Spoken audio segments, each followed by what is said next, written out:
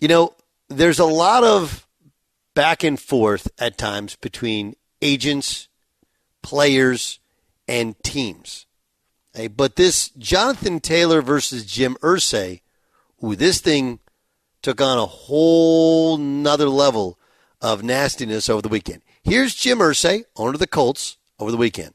If I die tonight and Jonathan Taylor's out of the league, no one's going to miss us. The league goes on. I mean, we know that. The National Football rolls on. It doesn't matter, who comes and who goes.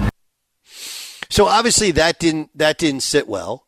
The agent had some comments for the Colts. There's apparently a trade demand that was made. There's this story out there that Jonathan Taylor checked in to Colts camp and said he had a bad back, had hurt his back in his own private workouts.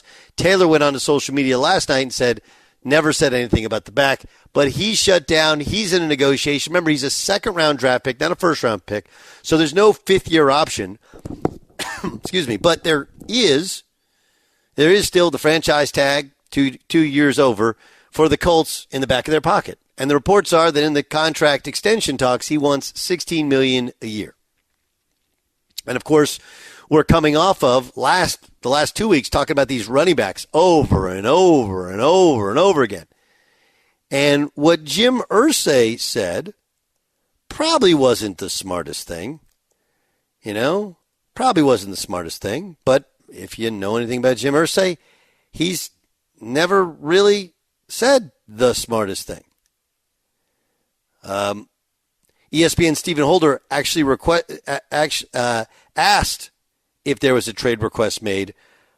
He asked Jonathan Taylor, and Taylor said no. But apparently after a team meeting, Jonathan Taylor's trade request was met with this from Jim Irsay. We're not trading Jonathan. End of discussion. Not now. Not in October.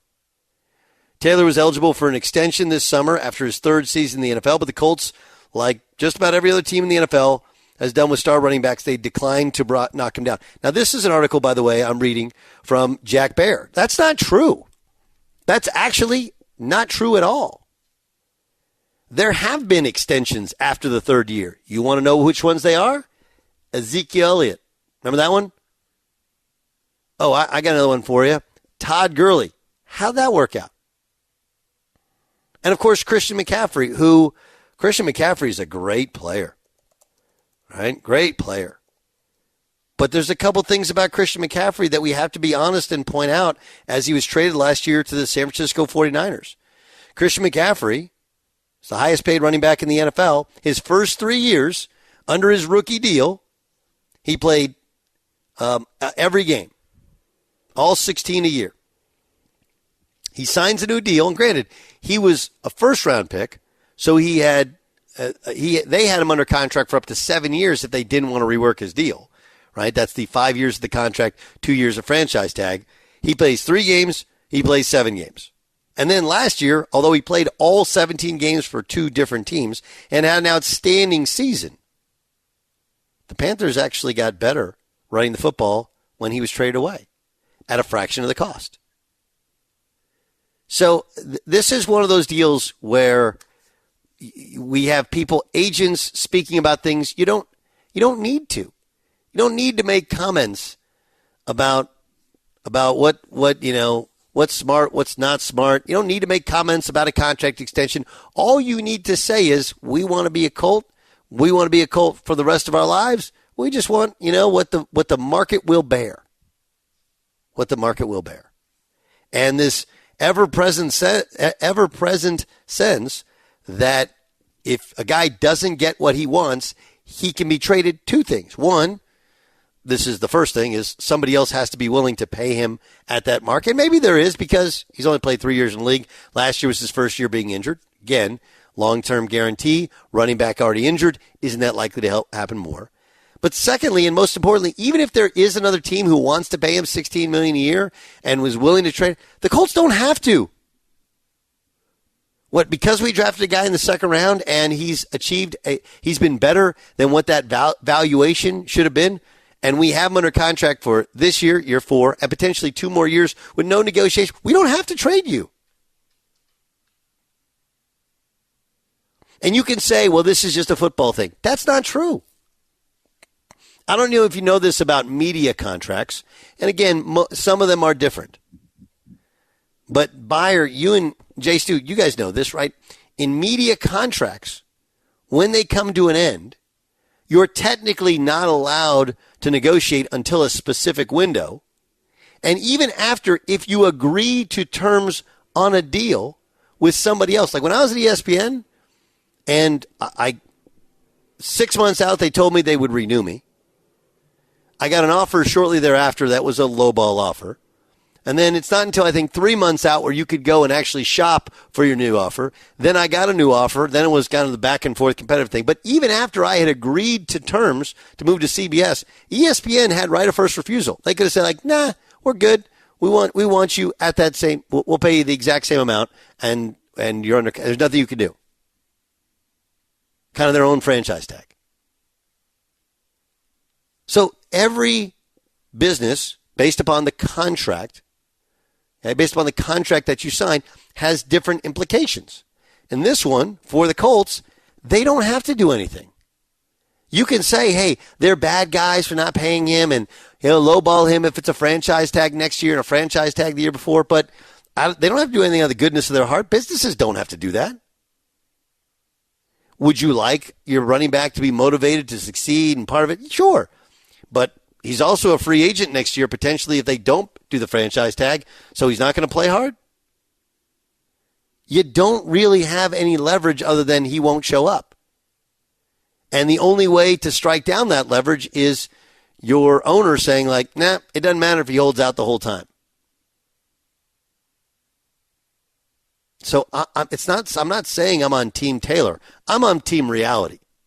Team Reality is, hey, look, if I got him for one more year, next year I'm going to pay him 10. I'll go to 12 or 13 for 2 years, maybe something partially guaranteed in year 3. That's sort of top of the market. He'll still be very young. He's 24 years old, so we're talking next year's 25, then 26, 27. Then I'm probably wanting to be out of that business, but I can also see a world where you're like, yeah, you're really good, but the problem with running backs is like the Shohei Otani problem. And you're like, wait, what? Think about this for a second. Shohei Otani's likely to sign a deal somewhere from $500 to $700 million. The one issue, the one thing that should hold you back as a franchise is, yes, he does both, but if you lose him, you lose both. You lose a starting top of the rotation pitcher, and you lose the best hitter in your lineup. Now, it's less likely to happen in baseball and less likely to happen to Shohei because he's going to DH most of the time anyway. And, he's already had Tommy John. Most guys, once you're past that, you're past that. Well, it's the same thing with running backs. We always look at, well, he can run it, he can catch it out of the backfield. Okay, but if you go down, now it's going to take 2 guys, probably, maybe 3. But those 3 guys you can get at a minimum rate, at a fraction of what it costs. We are all replaceable, all of us. And it usually comes out of one big budget. And how do you fit into that budget? And the last thing I would say is this. You can piss off a lot of people. You can piss off a lot of people. But, man, like, ticking off your owner is like, that's just not a way in which you are going to ultimately get your way in any business. In any business. Going directly at the owner and the owner getting upset is not generally a way in which anyone sees any success. You have to speak in bigger terms. You have to talk about the process. You have to talk about the running back market. Whatever you do, do not make it personal to the owner because the owner owns. And I don't think Irsay would do this, but, there's the old Al Davis story. He killed Marcus Allen's career. There were supposedly different reasons, but it's the owner got upset and the owner made the edict, don't play Marcus Allen. If the owner doesn't want to pay you, he ain't going to pay you anything more than he's got to pay you. And the second you make it personal, you don't know how people are going to react. Like Jerry Jones with the Ezekiel Elliott thing, he got involved and he said Zeke who. But Jerry Jones has got this, he's just a bleeding heart for so many of these players. And maybe the Zach Martin thing is the first time he's going to stand up for himself. Jim Irsay is not Jerry Jones.